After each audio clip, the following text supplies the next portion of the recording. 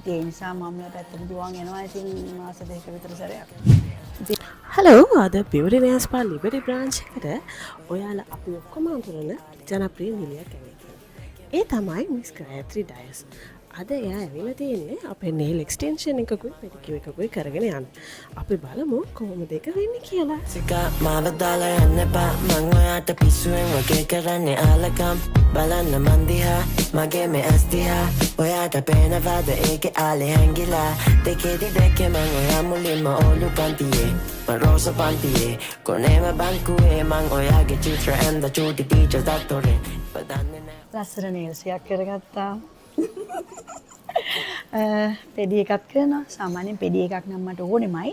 ඉතින් ඒ නිසා මම මේ පැත්තට දුවන් එනවා ඉතින් මාස දෙකක විතර සැරයක්. ඉතින් මම හිතන්නේ නේල්ස් වලට හැම තැනම හොඳම කියලා කියන තැන් නෑ. හරි අඩුයි. මොකද ස්පෙෂලි අපේ ලංකාවේ. ඉතින් බියුටි නේල් ස්පා බයි ජායා කියන්නේ ඉතින් මම හිතන්නේ හැමෝම දැන් එන තැන.